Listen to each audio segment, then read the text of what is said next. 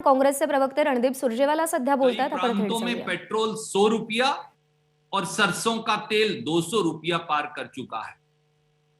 रसोई गैस का सिलेंडर भी 800 पार पहुंच गया।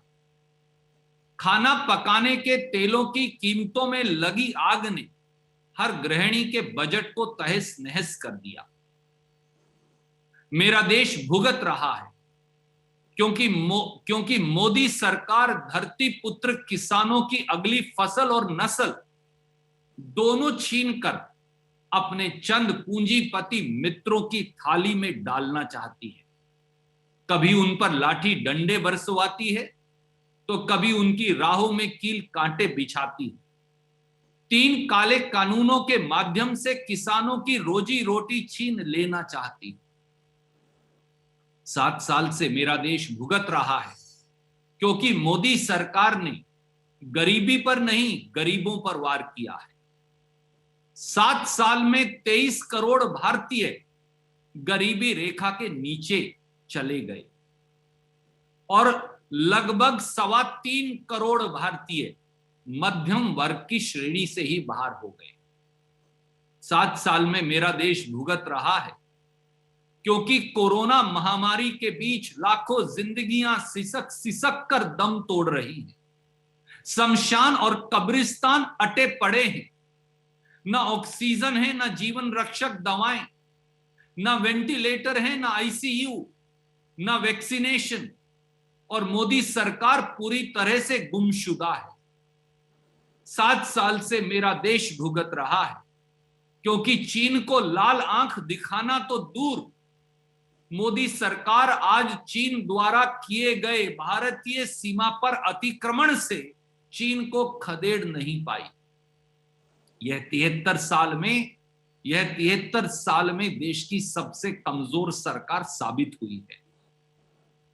साफ है साथियों कि देश 7 सालों की मोदी सरकार की निर्मित बदहाली को भुगत रहा है। अब जवाब मांगने और हिसाब करने का समय आ गया है। कोई भी प्रश्न आप पूछना चाहें तो स्वागत है। जी, अपने प्रश्न इंगित करिए।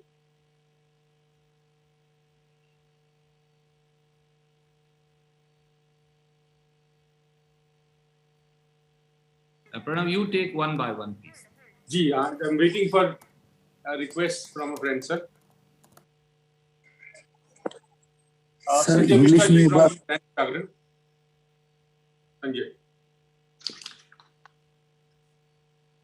संजय जी। जी, आवाज आ रही है मेरी?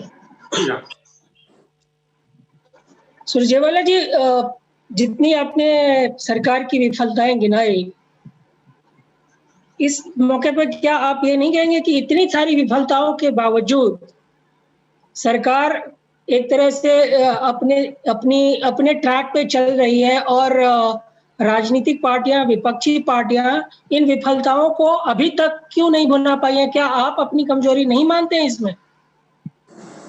आदरणीय साथी, देश के विकास का पहिया तो ट्रैक से मोदी सरकार ने उतार दिया है और उसका दर्द, उसकी असहाय पीड़ा, उसकी मोदी निर्मित तकलीफ आज पूरा देश भुगत रहा है।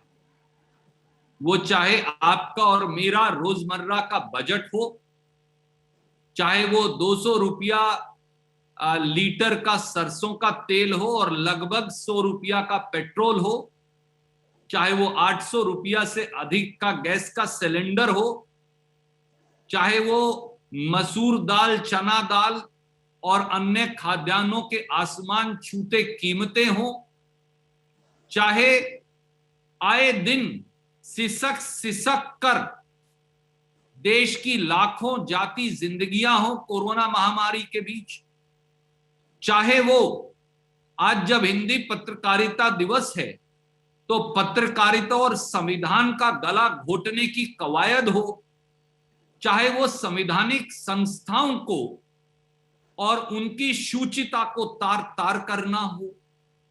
सच्चाई ये है कि आप हर पहलू उठा लीजिए। आज 7 साल पूरे हो गए तो हिसाब करने का और जवाब मांगने का समय आया है। आज 7 साल के बाद देश मोदी निर्मित आपदा से भुगत रहा है। एबीपी माझा, उघडा डोळे बघा नीट।